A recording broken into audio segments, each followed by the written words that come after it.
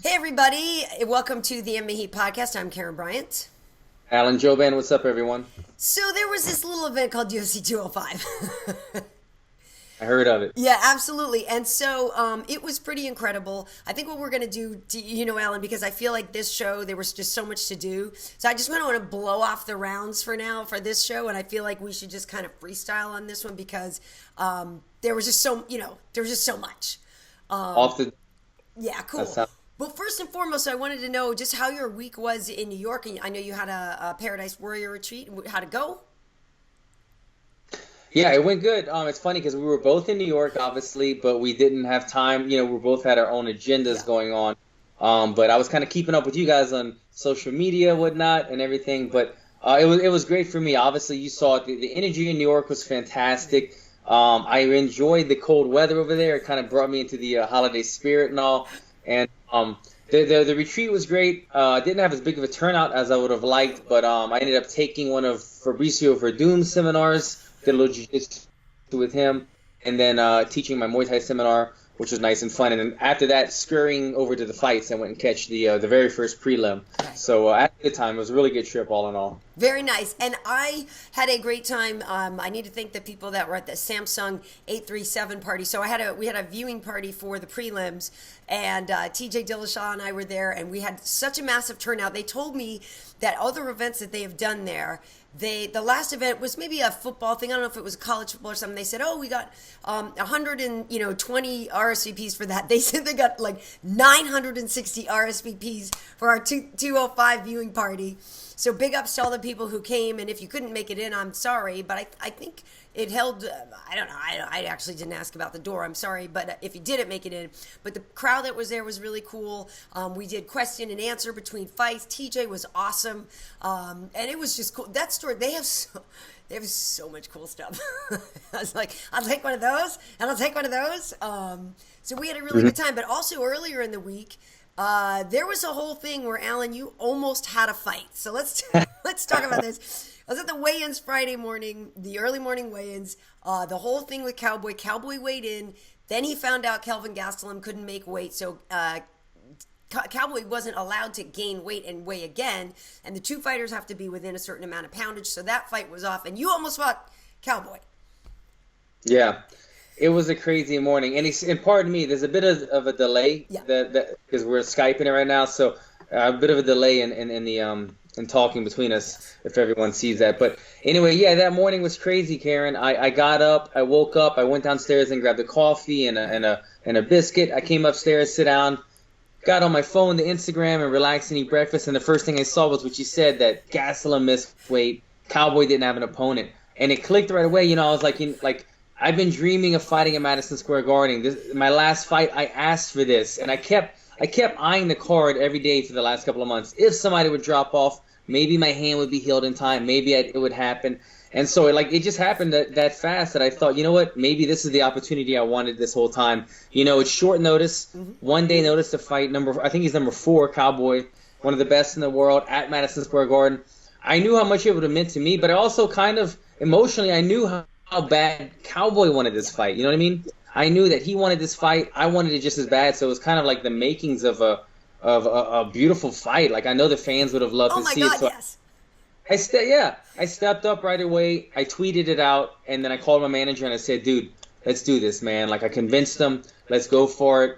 And he got in touch with the UFC right away. Got back to me about a half hour later, said Joe Silva loved the idea, but the commission was having none of it. And then after that, it kind of just went viral. But I knew about half an hour after tweeting it that it wasn't going to happen, unfortunately. Damn it! Damn you, commission! Yeah. Because we thought the same thing. As soon as I saw that, I was like, oh my God. So then I hit retweet on that, and Wade had actually was streaming the whole early morning weigh-in. So he, at one point, followed around. He was out in the hallway following Cowboy, and he saw Reed Harris. And Reed kind of had said something like, oh, no, I think we got him a fight. And I think they may have been talking about you. What's going on? It sucks, huh? I still got to fight. Quick selfie. But then he kind of didn't really want Wade to keep filming it or whatever, because I guess, if it wasn't 100% yet or something like that. So he kind of shooed Wade away. And then we found out, that it wasn't going to happen. And the other thing was, I guess Vicente Luque, who was all welterweight, who was already on the card. I guess there was maybe talk of him, swapping out for his opponent, guy named Bilal Muhammad.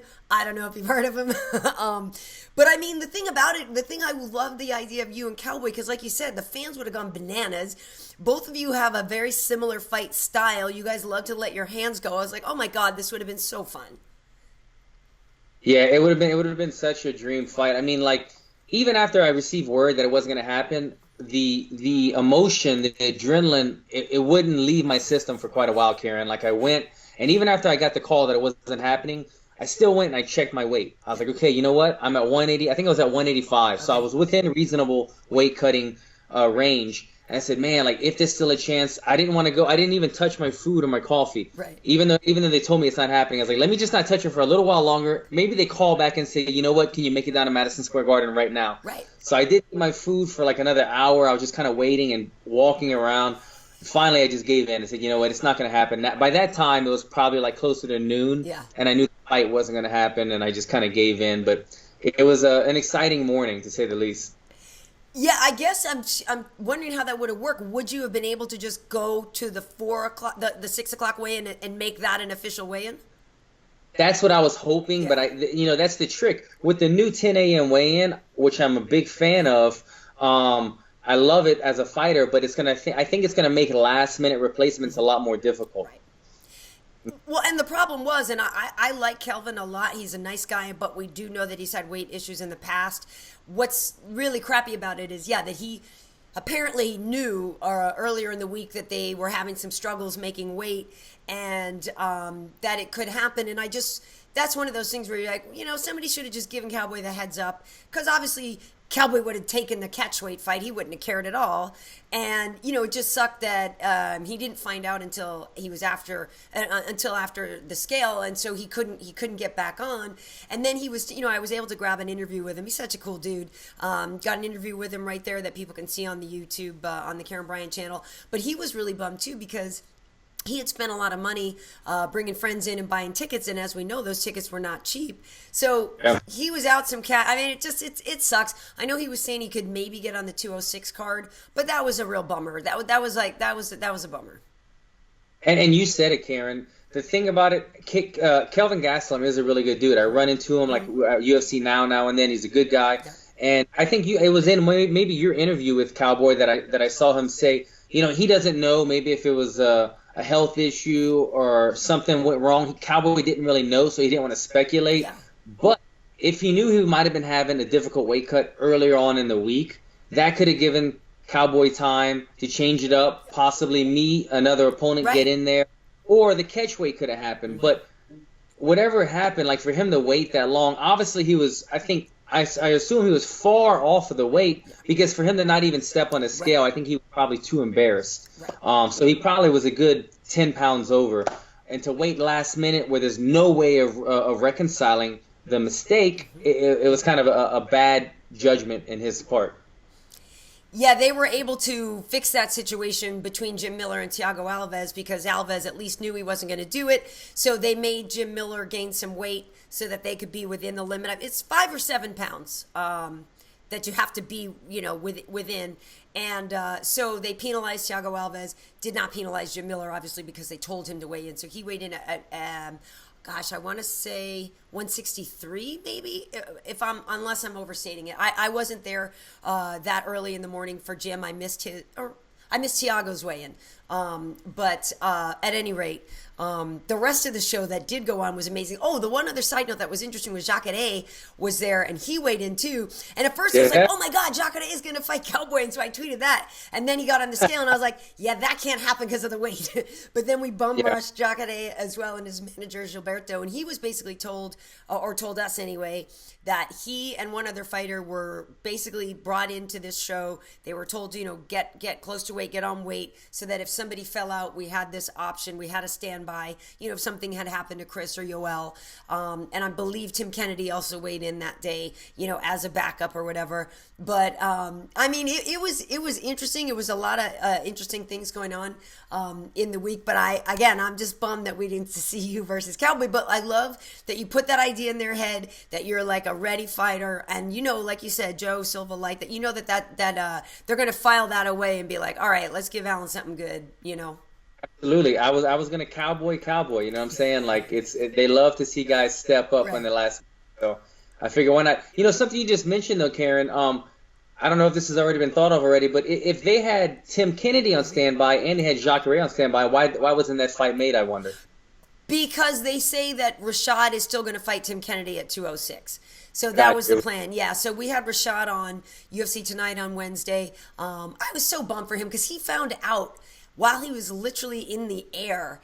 He was like, "Oh, let me check out. Let me see this online Wi-Fi thing. This in-air oh no, So he found out that he wouldn't get cleared.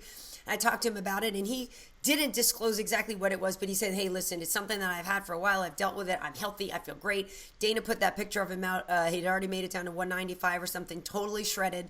I know he worked so hard. And so we were talking to him. I said, and this, when I was even texting with him before, so this was like Tuesday, and I said, can you get on 206? He said, yeah, I'm going to try. I think I can because it's a different commission, obviously. New York was and it's probably the same reason you didn't get it, very over-careful, over-cautious, being the first card. So any kind of hiccup was not going to go their way, but he can fight in Toronto. So that's why Tim Kennedy didn't just fight Jacare. So, gotcha.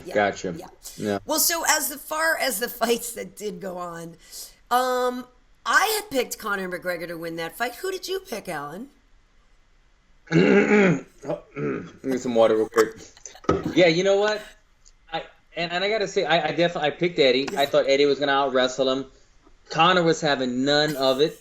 And I can't go against Conor anymore. Not that I was like ever against Conor. He really won me over after the Nate Diaz fight, because after the loss to Nate Diaz, he kind of saw a little bit more of a humble side of Conor, slightly, and it kind of made me win. It kind of won me over. He wasn't as brash and as arrogant, and he came in and he did his job on the rematch. Yes, and kind of won me over. But I just thought going against Eddie Alvarez was a bad matchup. Eddie was so seasoned and a bigger guy and such good wrestling, and Conor, he just had none of it. I mean, he was just so crisp. And Eddie Alvarez said it when they interviewed him about the fight. They said, did Conor McGregor's power surprise you? And he said something about it wasn't necessarily the power, it was just the timing, the precision, the accuracy. That's what got him. He didn't see the punches coming. And you could see it when you rewatch the fight.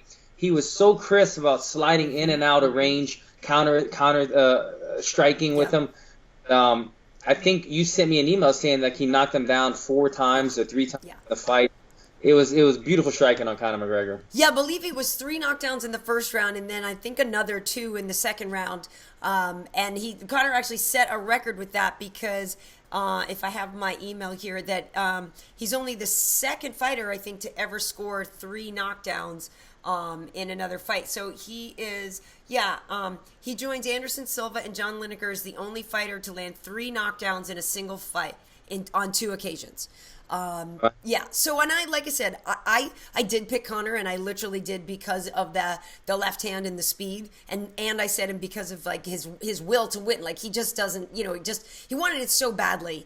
And that's not to say that Eddie didn't want the win, but the magnitude of what he could achieve, Conor is a rise to the occasion kind of person. We've seen that. So I did pick him. I did think though that Eddie was going to be able to take him down. That didn't happen.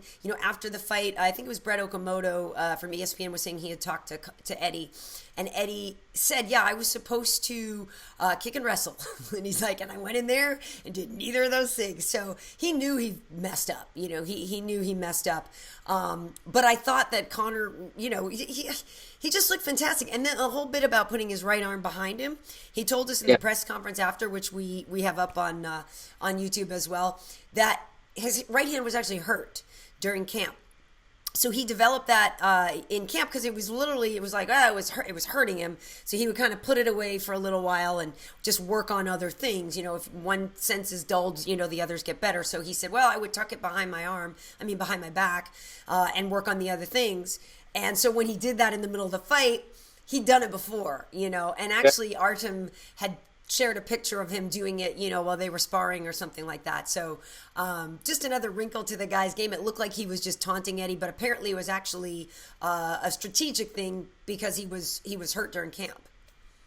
Yeah, no, that's interesting to know, man. You know, a little behind the scenes stuff fight, man. Yeah, I love that. When he put his hands behind his back and kind of started taunting him, it was I felt like I was watching like a modern day Muhammad Ali. Like I'm watching stuff that we're gonna be looking at pictures of 50 years now, saying like, you remember this fight, how great it was, like you remember the things that this guy achieved at the time. That's the kind of the hype, the energy that I felt like Madison Square Garden had that night, and he made it happen, man. I thought it was so funny during the press conference. Like it looked immediately like Conor and Dana White were arguing or something, you know, when they were, John was about to raise Conor's hand, him and Dana were going back and forth. Apparently it seemed like it was just because he wanted 2 belts. He wanted his belts. I love that he stood his ground on that. Like, he could not get through the freaking interview. He was like, where is my freaking belt? My freaking belt, right. He was so insistent. But you know what? As childish as that may sound, Conor McGregor always thinks about the big picture. Right. And he thinks about they need to have that image. Yes. You know what? There's all kinds of champions in UFC, and they all have an image of them with a belt, them with their hands raised. The thing that separates me is that I'm bigger than them. I'm above them. I have 2 belts. And that's what makes me Conor McGregor. And he wanted that image to be instilled in everyone's head. And that's why he was persistent on getting both belts out there. Yeah, I agree. I don't think it was childish at all. I think he, you know, if you're doing that, if you were legendary, the first guy to hold 2 belts at the same time. Obviously, there's other fighters, BJ, Randy, who have been champions of 2 divisions. That's different. You know, he simultaneously has the 2 belts. So I totally agreed with him that like how could you not have like? I just made history. Are you kidding me? Right now, you don't have the belt. So I love that it was Tyron Woodley's as well, because some people were trying to stir up during the week that there was this whole thing between them, because at the pre-fight press conference, Conor had said, "Oh, I'm going to take all the belts," and someone's like, "All of them, even Tyron's," and you know he said all of them, and you know T Wood's like, "Yeah, okay, son," but people tried to make it out as if there was some big drama between them. So it was actually Tyron's belt that he loaned out for the occasion for the 2 belt picture.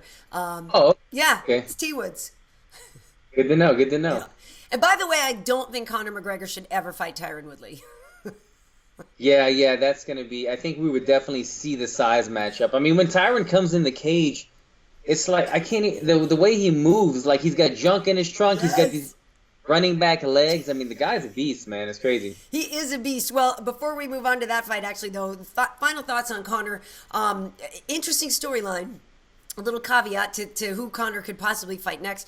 I was at Macy's on Friday, I guess it was, before weigh-ins, and I was running around. I'm in the store, and I was looking for stuff for me, and then I was like, well, I didn't really see anything. I was under the gun. I didn't have enough time to get some stuff for myself, so I was like, let me go over in the guys section right now and see if I can see anything for Wade.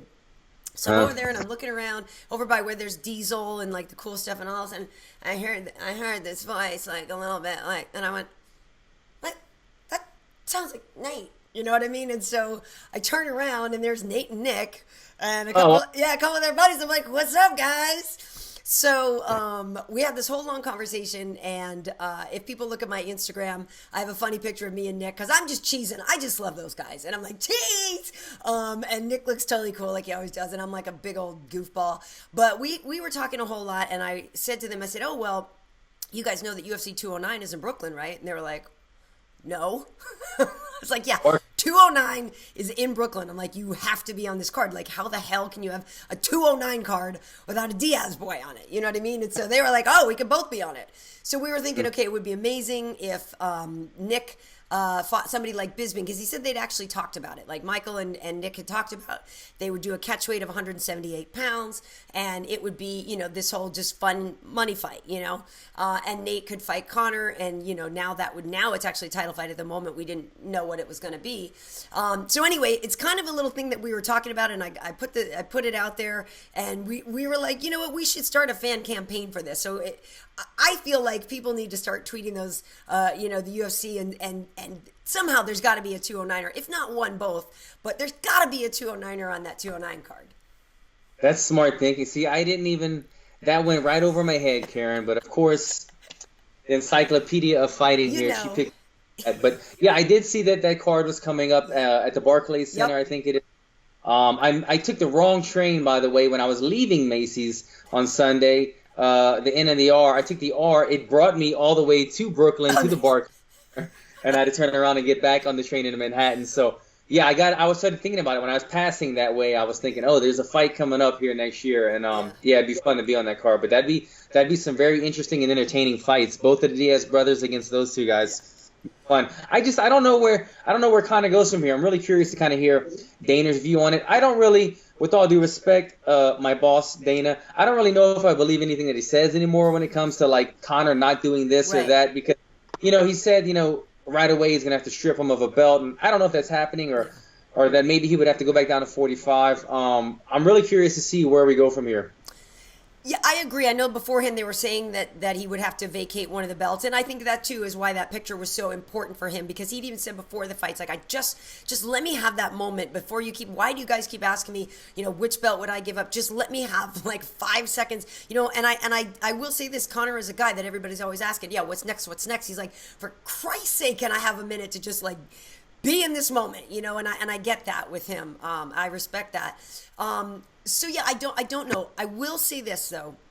Conor is really freaked out about having a baby. He did mention after the fight that Dee is pregnant and that he's going to be having a baby, but then it was very funny because he didn't know when. He said early next year, and he thought it was March, and then I thought, said May, and so then there was a little confusion. It was very funny. Like, he doesn't even know when, but he is visibly freaked out by having a baby, and because he was saying he can handle his fame.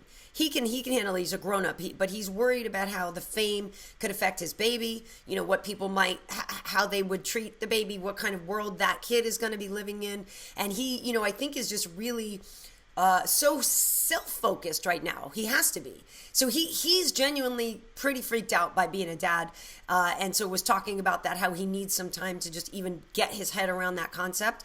Now, we also know that he's a fighter, though. So, if the baby's not due till May, maybe he could fight in February at 209.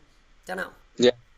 It's understandable. I think, with most new parents, I mean, we obviously both have kids, so we've been through this. I remember for me personally, like, the beginning stages of the pregnancy, it's kind of scary. You're not really sure. There's a lot of unanswered questions, and you're skeptical, or not skeptical, you're worried about a lot of things. Mm-hmm. And it's the closer that you get to the delivery date that you get, the excitement comes in. A lot of those answers are questions, and you get really excited. And I think the same thing will happen to him. He's going to, the more knowledge he gets about it and the more excited he gets, it could maybe even, who knows if we'll see the family man Conor McGregor from But do we want to see that? Do you want to see? I kind of like the showman. I kind of don't want to see him pushing a stroller. I said the family man, but I kind of envision like his baby with a fur coat on. Yeah, totally. And a chain, like pimped out. You're so right. Yeah. Oh my God, baby Mac. I mean, listen, he'd be adorbs, I'm sure. I mean, so it will be interesting to see what happens. But fans, like I said, you guys gotta start tweeting like 209 on 209, hashtag 209 on 209, because I think it's gotta happen. And the guys were really into it, and so I've actually been talking with them about it some more. And like they want to try to maybe see if they could get something going with Jay-Z too, and like pull in something sweet. I mean, come on, how sick would that be? And yeah, it makes sense. I love it. I love the idea. Yeah, it'd be very cool. Well, so now let's talk about Tyron Woodley versus Wonder Boy. This is obviously a fight in your division, and I can't remember who you picked to win this one. I had Stephen Thompson. You did, because you figured just that arsenal of strikes was he would be able to tag Tyron, and he did tag him a few times. Yeah.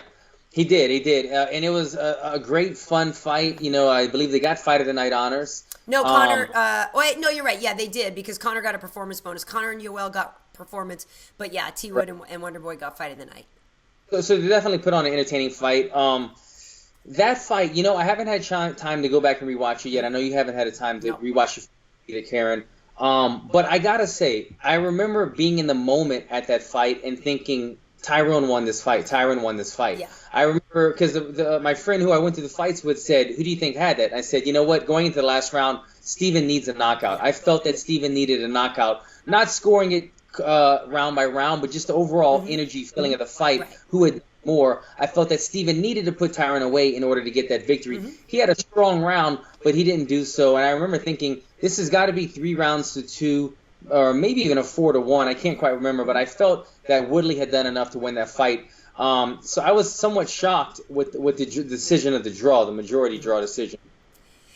Yeah, I had picked Tyron to win because I did think he was going to be able to take him down, and I did know that we know how powerful he is. So I figured because Steven had been dropped by Ellenberger before, I figured, okay, well, I think Tyron, if he can knock out Robbie Lawler, I'm pretty sure he could probably knock out Wonderboy if he can close that distance and get to him. I, too, saw Tyron winning that fight, but again, I don't know if it's because I had picked him to win. I thought he would win, and so I maybe saw more of his success. Do you know what I mean? But I did see Steven come in on strong in the end. And the interesting thing with the scoring is, so here, I have the scorecard here. So all three judges gave round 1 to Tyron. But here's the interesting thing. One judge gave him a 10-8. So 2 judges gave Tyron a 10-9 in round 1. One judge gave him a 10-8. Round 2, they gave it to Wonderboy, a straight up 10-9 round, all of them. Round 3, one judge gave it to Tyron, a 10-9. The other 2 judges gave it 10-9 to Steven. So round 3 was squirrely now, but the scores are, it's interesting. Round 4, everybody gives it to Tyron, but one judge gave it a 10-8. So it's so crazy, right? So 2 judges gave round 4 10-9 to Tyron. One judge gave round 4 10-8 to Tyron. And then the last round, everybody gave it to Steven, 10-9. So it's a little mental to do the math. It's a little bit crazy, but there were 2 10-8 rounds for Tyron. One judge gave him the first round a 10-8. One judge gave him the fourth round a 10-8. So that's why you get those funky 47-47s, even though these judges had 3 rounds for Steven. Gotcha. You know what I mean? These 2 judges they gave Steven 3 rounds. But the fact is that Tyron got 2 10-8 rounds. Wow. So it's weird. So the only card that didn't have exactly a draw was a 48-47 card for Tyron, because they had a 10-9, 9-10, 10-9, 10-9, 9-10 for Tyron. So that's the only one where he got a 48-47 because they gave him 3 rounds. And the other ones were a draw because of 2 10-8. It's mental. But here's the thing. I don't know. I mean, the round where he almost choked him out, and he really put the hurt on Steven and stuff, I was like, okay, I could see how that could maybe be a 10-8. But did you think there were 10-8 rounds in that fight? Man, see, that's the thing. I don't really remember a 10-8 rounds in the fight. Like I said, I have to rewatch it. But I remember him having one strong round where he really hurt Steven. It might have been the guillotine round. Right. I can't remember. But, God, when you tell me these scorecards, the one thing that comes to mind is Dana White saying that there's going to be a rematch is a perfect idea because, it was a draw, A, it was a fight of the night, B, and then C, the judges were so off, to have having different people win and some people giving 10-8s and some people have another guy winning. It really boggles my mind. I didn't have it scored that way at all, but... Yeah, it's weird. It's weird. It's not necessarily weird to see a 10-8 round, but you're right. It's weird to see 2 different people give 2 different rounds 10-8s. Yeah. That seems weird. It seems like if you see one, pretty much you're like, did you see that? Yeah, I saw that. Did you see that? So I thought that was really interesting. And afterward the fight, Steven was pretty banged up. T Wood wore glasses to the pressers, so couldn't see his face as bad, but, Steven was pretty smashed up in the nose and the eyes. He's such a nice kid. He's such a good kid. And again, it wasn't that I didn't think he could win. I just figured T Wood would power double him, and like I said, had a stronger punch. But the fact that Steven didn't tap, like, are you kidding me? Like, I thought he was out, and I even was tweeting. I was like, this kid, like, he's got heart. Like, I thought he was going to tap. it's very interesting how I remember it looked so tight because Tyron's arms are so enormous that there was no room. No, I know. But he said that Steven had a small head, his head slipped out. But I remember he held that guillotine for so long, and I remember thinking, man, he's going to burn his arms out. You know, he's got these huge biceps. He's going to burn his arms out, and sure enough, it did fatigue him. I remember when Steven pulled his head out, the crowd erupted. And the one thing that I really took from that fight that I found very interesting was how much of somewhat of a heel the fans have made Tyron Woodley. I went against him in this fight. I don't have any personal vendetta against him. I just thought Steven would win, and I've hung out with Steven. We're friends, so I kind of thought with him. But I don't see Tyron as like a bad guy. And the place, anytime Steven would do something good, they would erupt. Anytime Tyron would do something good, they would boo him. Yeah. And Tyron's not like a bad guy or a shit talker. I think it's maybe just something about his demeanor that the fans aren't relating to. I can't quite figure it out. But I remember after the fight, going into the fight, I was really going for Steven. Mm-hmm. After the fight, I felt really bad for Tyron because they were booing him as he left and as he spoke. And I thought, man, the guy just fought, very hard. And he accepted this draw and this odd decision announcement at the end with a lot of class. Some people might have handled it differently. I thought he had a lot of class in the way that he handled it, but he was getting booed like crazy, and I really felt bad for him at the end. Yeah, that was very interesting to me too, because like you said, after such a great fight, usually people give it up to both guys. When they're in a war like that, most people, I do think he gained some respect from some fans, maybe not gaining new fans necessarily, because I agree with you. People have begrudged him his success, and I'm not sure why. I think part of it is because, for example, let's see DC. A lot of people claim to not like DC. DC gets booed a lot, but DC will sit there and go, what the heck? Like, why don't you guys like me? Like, you can tell it bothers him a little, and he's curious, like, why don't you like me? Because DC is an incredibly likable person. I know him personally, obviously, and he's amazing. Tyron says, oh, you don't like me? Cool. You know what I mean? And I think there's a part of it where he's just like, fuck you if you don't like me.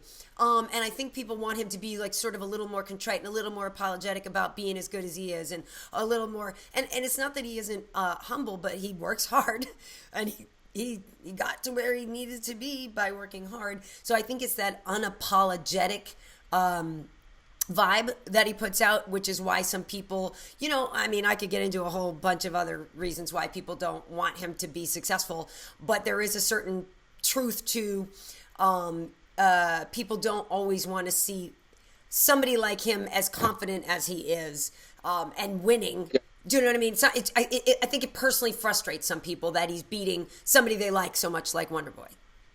Yeah, no, and I know what you're somewhat hinting on. Yeah. He's made remarks in the press. I've commented on some of his remarks. Mm-hmm. He's made some remarks about, like, he's a black man. He's successful in the UFC. He's successful outside of the octagon. He's in the movies. Why wouldn't this be a guy that they want to push? And I actually did an interview where I said, man, I haven't had the level of success that Tyron's had, but I understand where he's coming from, because I felt like I should have had a big boost from the UFC a long time ago because of my successful modeling career and how well I'm doing in the UFC and so on and so on. And I feel like I haven't gotten any love either. So I was like, Tyron, I get it. You're at another level of success, but I haven't got any love either. So it may or not be that, but I understand what you're saying. I felt like that could have been it. Steven is the very, very likable, happy, smiley, good-looking white guy. Tyron, they kind of put him in the heel role, even though he's not really a bad guy. And so, yeah, not to, like you said, not to get too deep in every other issue, but I leaving the fight, I remember telling my buddy, I was like, man, this is wrong. Why is everyone here booing this man when he just fought a great fight, And let's also not forget that this was only a couple days after Donald Trump was elected. The climate of race relations is, it's still a real sore subject, and that might have played into just the vibe in the room a little bit. The thing about racism, the thing about that kind of stuff is, just because you don't want to believe it doesn't mean it isn't true. Do you know what I mean? It's real tough. But here's my thing. I love Damian Maia. I would love to see Damian Maia get a title shot. It's a little tricky now. Like, literally, I was talking with his manager. because they were there. I don't know if you saw. I didn't actually get to see him, but we were talking, texting during the fights and stuff, and they were there because they want to make sure they're still in that conversation of a title shot. And then literally afterwards, we're like, this is literally like the one thing that happened that could screw him up is a goddamn tie. Like, he's like, are you kidding me right now? And so I know you just were saying that you would like a rematch first, but I mean, Damian Maia, perhaps the classiest guy in the UFC. I just hate to see somebody of his caliber, his skill set, sitting there in the sideline not getting a shot after he's wiped out all these people. Yeah, I get it. He is very deserving. Mm-hmm. I'm going to be selfish from a fan's perspective. I want to see a rematch. I'd rather see, a phenomenal striker against pound for pound, our welterweight champ, rather than the jiu-jitsu specialist who's just been killing everybody. I think he's going to have to wait. I want to see the rematch. So. Well, and I do also think that, that people were more excited by the idea of Maia versus Wonderboy because they're such opposing styles. So I think that some people wanted to see that matchup maybe more so than Maia Woodley. Oh, interesting. I feel like Woodley would have a better chance against Maia than Wonderboy. Even though Wonderboy is very elusive, I feel like he would probably end up on his back. Right. And when he did, it would be the beginning of the end. Where Woodley has such a strong base that it wouldn't be as easy for Maia to take Woodley down. So I think once Woodley stuffed Maia a couple times, then he'd be able to beat him up on the feet. Yeah, and he's got that wrestling, so even if he did get taken down for some reason, I mean, it's not like Damian. I mean, the thing is, it's like all of a sudden he's across the cage, and all of a sudden then he's on your back, and you're like, wait, what? But yeah, I agree. I think Tyron would have a better chance against him too. I think literally the question people were just wondering with Wonderboy Maia was, like, what would happen? Just because they're both so good at their specific skill set, whereas Tyron's more well-rounded. Yeah, I agree. Yeah. Okay, so the JJ fight, the Coco, as you so aptly named the fight. The third fight of it's the Coco. The Coco went to JJ. She won every round except for the fourth one. I actually thought it would be, I mean, props to Karolina. I thought she would get beat up, and she didn't. Yeah, this was a fight like we were speaking before the broadcast. I want to go back and rewatch it on TV where I have good angles, and I want to have a commentary because from where I was sitting, there wasn't a whole lot of oohs and ahs during this fight, just because they were so evenly matched up. They had fought once before in the amateur. They know each other very well, and stylistically they were very even. Not some subtle things, but in general, stylistically, they were both very good strikers, and they knew each other striking very well. And it didn't have that feel of like danger. I use the Weidman fight might have been the fight right before that one, or a fight or two before. Yeah. Off of the Weidman Yoel Romero fight, where there was like this sense of danger at every moment because these men are so big and strong and explosive, especially Yoel Romero. Mm-hmm. He's just dangerous at every point. Going into their fight, I remember watching this fight thinking like, man, this is so much good technique going on that I would appreciate. But from where I'm sitting, and I was on the floor, but I was not like front row. Right. From where I'm sitting, people were leaving. I mean, I saw the first round happen. Yeah. After the first round, people were going to take bathroom breaks just because it didn't have that energy, and I felt bad. So what I'm getting at is fantastic fight, great technical fight amongst both of them. Joanna actually got hurt in this fight, came back. Showed that championship quality, but it was a fight that I feel like it had to be appreciated when you could see it from all angles and hear commentary. It was hard. If you were sitting in the nosebleeds, you probably didn't watch this fight because it was so back, not a lot of big happening during the fight. Yeah, afterwards, Karolina talked to the media. Joanna had to go to the hospital. They did an MRI and a CAT scan. Everything was negative, so she was fine, but she didn't come to the presser. But Karolina was talking, and she was sort of pleased with how things were, except that she felt like she had gotten so close to winning the fight, and so she was upset that she didn't finish. And to be honest with you, I was backstage at that point, and a lot of the fighters come out, so it's very difficult sometimes when you're in the media room. You are speaking to somebody, and you're watching a fight at the same time. So that fight, I'm watching. Oh, okay. So then Yoel Romero came. So we all started talking to Yoel Romero, but I was kind of in the back of the little swim. So I'm watching. But I agree with you. I never felt, every time I looked up, it sort of looked like the same fight. Like you said, very technical. So I didn't really see Joanna ever in danger. So we finished talking to Yoel, and then we come back and they're like, oh, she got dropped. We're like, what? So the sort of big flurry I didn't actually see. But, good for you. Good for Karolina for going 5 rounds with Joanna. But I agree with you about the energy thing after fighting Claudia Gadelha, which was such an incredible fight. It's probably that little bit of a hangover where people want to see that kind of fight from Joanna again and didn't get to see it this time. But again, such a dominant champ, second longest winning streak for a champion, second only to Demetrius. She's got 4 now, and DJ has 8. Props to her. I mean, she's such a badass. Really though, who's next? I don't know. She's so good.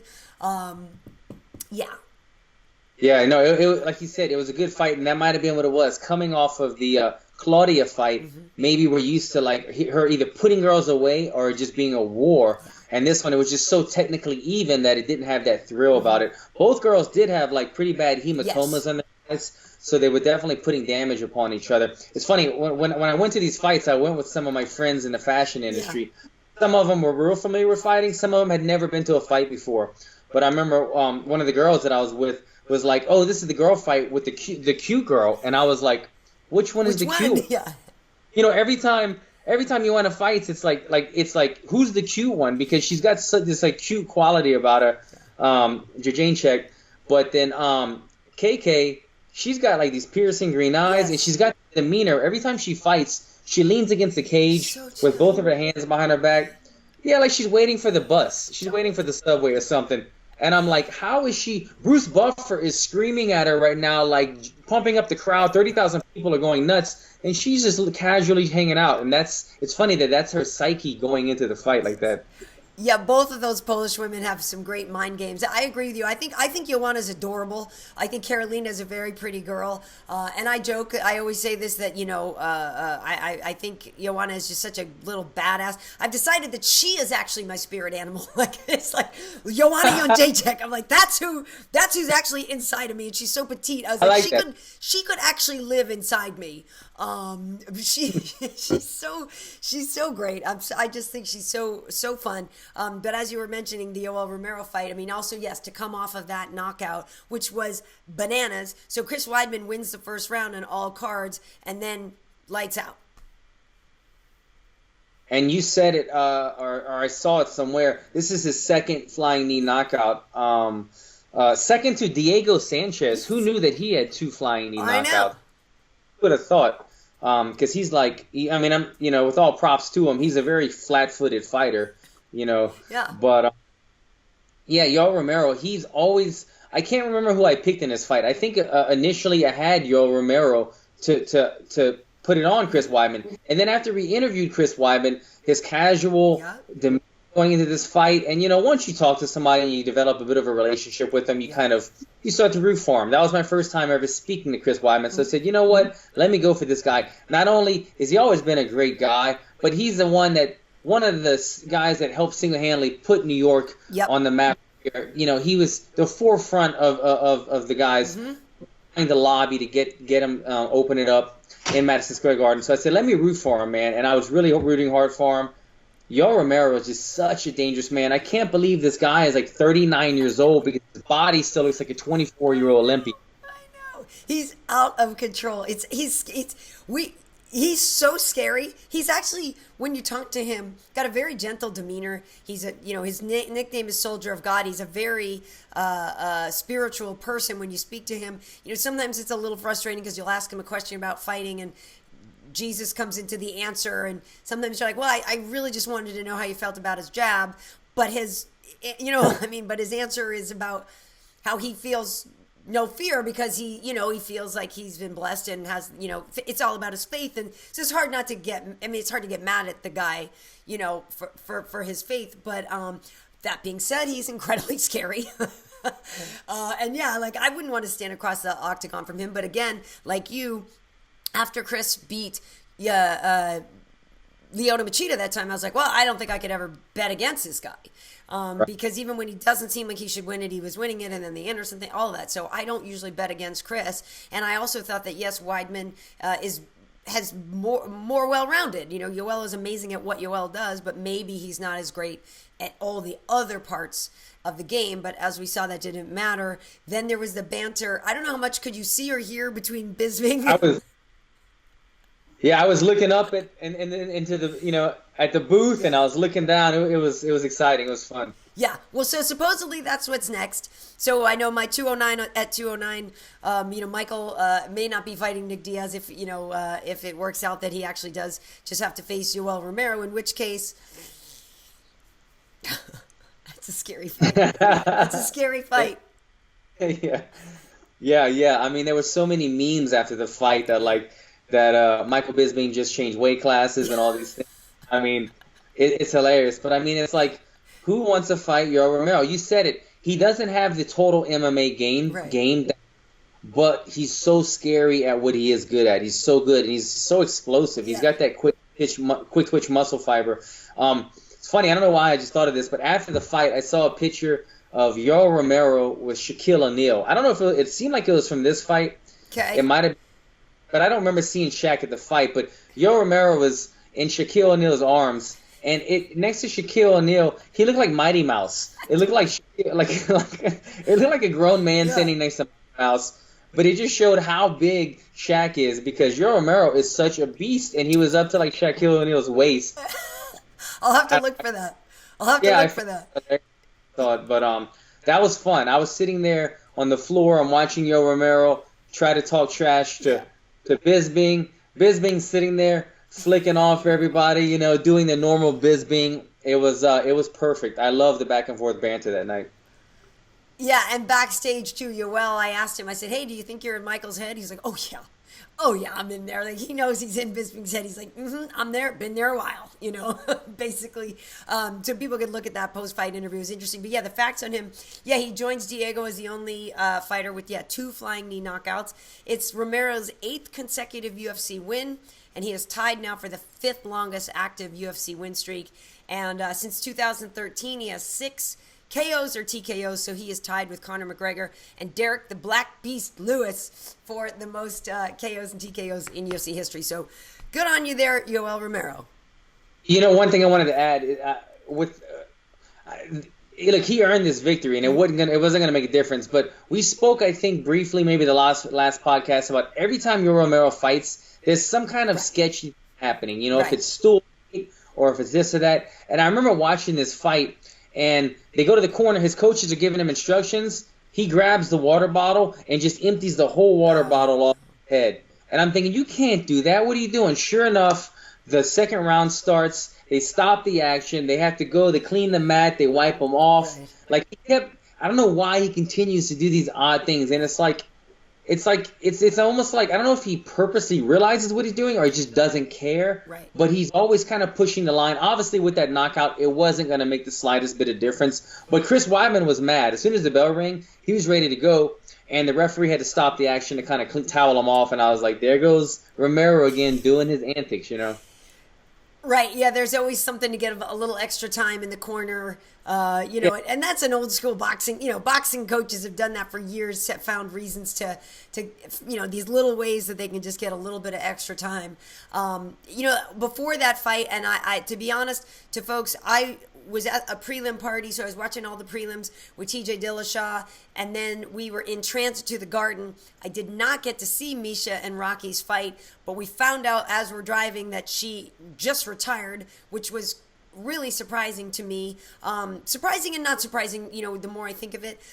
She is such a pioneer and has been in it for so long and has obviously fought at the highest levels of women's MMA for such a long time that I understand if the fatigue had kicked in and that kind of thing. I had heard that her camp wasn't the best. When I saw her in person the week before the fight in the studio, she looked physically amazing to me.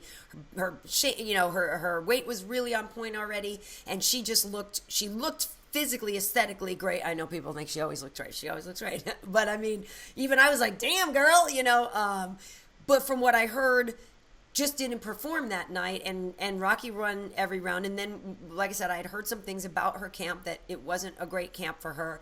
So I suppose I'm not surprised, but I was surprised to hear that she retired. Yeah, same here. I got to watch the fight, and it definitely wasn't one of her best performances. Probably not one that she would want to go out on, but it made me feel a little bit better when I remembered that this is a former teammate of hers, that she coached Raquel on The Ultimate Fighter, so they kind of had a bond. So it wasn't like they were two girls that were butting heads and she had to go out kind of with a big pill to swallow. It was two girls that they had respect for each other. Miesha, just her striking wasn't on. She was losing the striking battle, and then it made her wrestling look sloppy when she was going to the wrestling.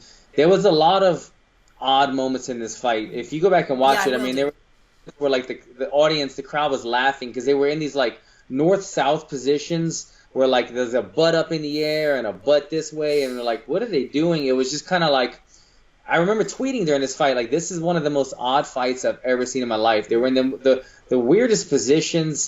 It was such an odd fight, and so I was kind of making light of the fight, and then as soon as Miesha Tate announced her retirement, my heart dropped. I felt so bad. I wanted to delete my tweet because I've loved what she's done for the sport, becoming a champion. I was so happy to see her finally get the belt. And then as she's, made her way doing commentary and everything, Ronda Rousey, has paved the way for a lot of girls. But Miesha Tate is, she's a trailblazer as well. She's been right there with Ronda the whole time. And, there wouldn't maybe be a Ronda Rousey without a Miesha Tate because of those epic fights that they had. You always need, you need both guys to dance. So, yeah, man, I was sad to see Miesha Tate go, and I wish she could have maybe had a better performance in her last fight. But at least she got to fight in Madison Square Garden against somebody that she respected before she hung it up. Absolutely, yeah. I mean, she's certainly a pioneer, and like you said, I mean, she was there before Ronda. She was able to help make Ronda happen, and she was always very cognizant of the fact that Ronda helped her career grow as well. They needed each other, they fed off each other, and it was such a great thing for her to have that rival. So hopefully I will be seeing her, doing some commentary. It'd be fun to have her around. She's a real cool chick, and just definitely wish her the best. Also, though, for Rocky, that's the biggest win of her life. This woman has now put together a bunch of wins in the division, and it's just so great. She's such a cool girl, and for people who don't know, I mean, I think people know, she's in a relationship with Tecia Torres, and the last time when she fought in Vegas, she had put some pictures out that they had gotten married. There was a picture of the two of them, the chapel and everything. And so I asked her about it, and she said, no, we were just kind of goofing around. We didn't actually get married. But people really took it like they did. But the cool thing about it is, and I even, said to her, I do think it's unfair that women get asked about their relationships outside of the octagon much more than men do. People never ask you, so Alan, how has your marriage affected your life as a fighter? People tend to ask women that much more. Maybe it's because sometimes their coach is their boyfriend, maybe whatever. But with Rocky and Tecia, it's such an interesting story to me about how they're both fighters at such high levels, and they're both so good, and how she talks about how they are able to really help each other and to have that understanding of somebody who's really going through what you're doing. And also just in light of the fact that Amanda Nunes is our champion and she is out, I feel like there maybe aren't enough positive role models. A lot of gay kids still get beat up all the time and face a lot of prejudice. So I'd like to talk to her about that because she's such a cool girl, but also she's just like, look, I'm out, this is who I am, I'm doing my thing, and I really respect her. Yeah, absolutely. Like you said, I mean, biggest win of her career, biggest fight probably in Madison Square Garden, beating the former champ. She's a happily out gay, doing her thing, and much success for her, man. Much continued success. I hope the best for her. For sure. So now out of the prelims, I know we're going a long time here. Like we said, we blew off the rounds, folks, because there was so much to do. I think mostly you were probably fired up by Khabib. I was very happy for Frankie. I had thought he would win that fight, and he did. Jeremy is always a really tough out. But, who didn't want to see Frankie win at the Garden? You know what I'm saying? Frankie's got to win at the Garden. So I was very happy for Frankie. But, yeah, Khabib, man. So Dana said that in between rounds, he literally was yelling at Dana, give me a title fight. Give me a title fight. And he's, not even done with the fight he was in. That dude. Yeah, I saw that at the post-conference press conference that He was talking to Dana in between rounds. Apparently, he was also talking to Michael while he was beating him up, telling you, like, look, I already won this fight, you know. But Khabib, I mean, if you didn't respect him before, you respect him now. I mean, I saw a Snoop Dogg, Karyn, you have to watch this. I saw this. See that? Snoop Dogg is breaking down Khabib's fight, and he was like, yo, I got mad respect for this guy now. Like, this is my dog now. Like, it was hilarious, man. But yeah, I think everybody encompassed that same feeling when it came to watching. I mean, Michael Johnson is a beast. Yeah. You know, he's a top guy, and he'll fight anybody, and he's very tough. He just took out Dustin Poirier in the first round, I think it was. And to get handled like that, it just shows what level Khabib is on, and he could do that to anyone. And I would think the UFC would want to keep him steered clear of Conor McGregor. That was my next question, because, you know, Michael Johnson put it out there that, you know, thank you so much, Khabib. You really showed me what I need to work on, and, you know, much respect. They have a lot of respect for each other. But yeah, I think that you keep Khabib away from Conor as well, and that's just because, like you said, he can apparently do that to anybody at any time. Yeah. I felt bad for Michael Johnson as well, because, you know, he didn't take any, like, knockout blows. It was ground and pound. But, man, those repeated ground and pound where your head's bouncing off of the canvas, getting elbowed. And, I mean, he got hit a lot. I don't know what the copy box numbers were. Yeah. Khabib, I think, set a record for ground strikes. He was second only to, I've got that email, second only to Neil Magny's ground strikes against Hector Lombard. But the amount of significant strikes landed it's now the new number 2 in the UFC. You don't want to be the guy on the other end of that. You know, you don't want to be posterized from getting ground and pounded. That's not good for your career. Michael Johnson is a soldier. Yeah. He didn't want to tap. He didn't want to give up. And I felt like I was in there with him. Like, I was kind of in my head watching it thinking, like, I wouldn't give up either. But you're not managing your career. You're the fighter. Right. But, like, as a manager, as a cornerman, almost would have wanted to throw in the towel, because I'm like, why let him take another 150 damn ground and pound shots when there's no way he's getting out of this quicksand right now? You know what I mean? Yeah, I do know what you mean. And I actually thought the fight was over at the end of the first round. You know, we were at the Samsung viewing party, and TJ and I were talking to fans, and we were, you know, watching. They had a thing that was 96 televisions all together, so it was amazing to watch the fights. And we're talking, and I saw what was going on and stuff, and then, you know, some of this, if you, I couldn't maybe hear, I guess I didn't hear the bell or whatever, but then I saw, you know, them break up, and I was like, all right, well, yeah, the fight's over. Like, they stopped the fight, you know, and then I was like, wait. Oh, it's still going? Oh, same position. Do you know what I mean? Like, every time, Khabib put it on him. The way he would, like, he would secure that back arm, Michael Johnson's, right. Every time you get him in that position, and it's just the perfect position, and he has the perfect balance, Khabib, to stay on somebody and ride him with that base arm and control. And once you get in that position, you're just screwed, man. You're spending all your energy to try to, like, wobble around while he's just resting on top of you, throwing down bows. So, yeah, man, he's a beast. Just to retract real quick, I mean, the last one with Miesha Tate. Yeah. To me, I'm just curious on your thoughts of this. What are the chances, Karyn, Bryant, since you know all, what are the chances that Ronda Rousey is going to dig deep, find that soft place in her heart, and send Miesha Tate a tweet saying, you know what, like, have a safe journey, congrats on your career, it's been fun. You know what I mean? You think she's going to reach out to her in any form at all? I feel like I would, even if I maybe, you know, like, yeah. I have two thoughts on that. Yes, I actually could see her doing that, because I think after her defeat, Ronda, not to say that she was humbled, but I think she maybe has a clearer picture of who you know, just how it's all intertwined. But I also think that I'm not 100% sure that that's the end of Miesha's fight career. Like, it might be one of those GSP retirements where I just really need some time off. You know, I really just need to clear some space. So there's a part of me that thinks that that's like a 70% retirement. Do you know what I mean? But I would love to see that from Ronda. I think, I you know, speaking of Ronda, she did square off with Amanda. after the weigh-ins, the late weigh-ins. They brought them both out on stage and got their stare down in front of everybody. Just to clarify, she didn't speak after the stare down, and Amanda did. Dana told us afterwards she was never supposed to speak. Actually, neither of them, I guess, was supposed to speak.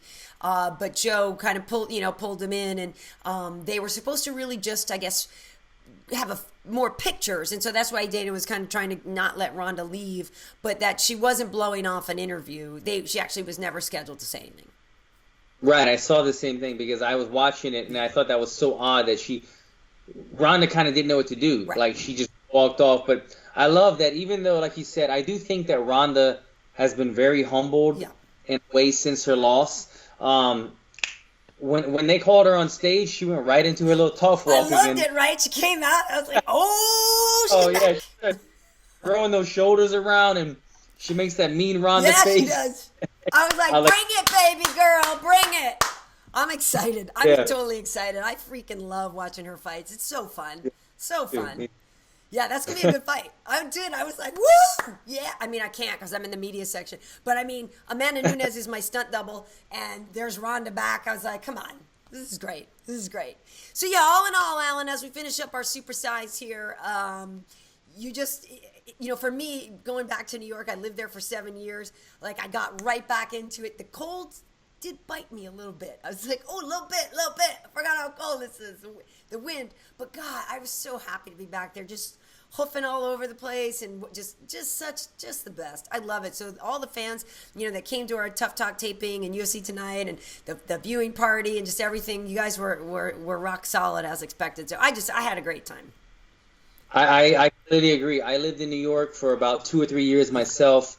When I was 19 years old, I went there, broke, didn't have anything, but, I toughed it out for a couple of years. And every time I go back, I get this mixture of emotions. I sit on the subway and I go, man, I remember when I was 19 years old and I was just broke as a joke and I didn't know what I wanted to do with my life. And now I'm back here and I'm sitting at Madison Square Garden, watching these fights. I'm in the UFC now. It's just like it all came full circle. But it was such a great weekend. The energy in New York was amazing. I know I curled up on the couch one night when you guys tried to get me to come eat dinner, but I was tired. I'm a party pooper sometimes. But I wish we could have met up and had a drink or something that weekend. Well, I wasn't drinking, but I know what you mean because you're in camp. I know I am going back. I'm going to be working on a totally different thing, the Westminster Kennel Club dog show, which will be amazing. That's in February, and what I'm hoping to do is just go to 209 at the Barclays because that'll be the same weekend, like right before the dog show. So I'm hoping to go back and spend. I'll definitely be going for the dog show for Fox. But I'm hoping, I can just kind of double dip and hit up the 209 show as well. But yeah, it was awesome. We went out to some of our favorite spots and just caught up. But it's mixed emotions for me too because I loved living there so much that I kind of hated the fact that I was just going back for a little visit and couldn't stay. But it was great. It was great. So you are in camp. Your fight is coming up. When is it again? January. No, it's December 17th. We're like a month. We just got back from New York. I don't know anything. But a month out, December 17th on Big Fox. I'm either the Coco or the Coco. I'm one of those, but I'm on the main card on Big Fox. Check it out, guys. It's gonna be a good fight. Me and this guy have been going back and forth. Yes. We're gonna bring it. That special aired, like my Warrior Code aired on UFC Ultimate Insider Sunday night, and then I think there's a special kind of training day side by side with me and Mike Perry airing this Sunday on the Ultimate Insider. So check that out as well. Awesome, and we of course will come back out and watch you train with Julio or something, or go down to Black House or something. We'll figure something out. I have Tough Talk this weekend. Next, we don't have UFC tonight, but we do have Tough Talk, and we're getting closer and closer to the end. So hopefully, people are going to be watching the shows. I'm working this weekend on the Sao Paulo shows, and I believe Tyron is going to be in with us. So this will be your first time to see the champ on Fox right after his fight. So Friday, the weigh-ins are a little earlier because the fights are in Brazil. So it's a little earlier in the day for us, but I'll be working this weekend, Friday and Saturday on that. Also, the same day on Fight Pass, our good friend Gegard Mousasi is throwing down with Uriah Hall in their rematch in Belfast. That's on Fight Pass, but I did just do another interview with Gegard in the midst of all the New Yorkness.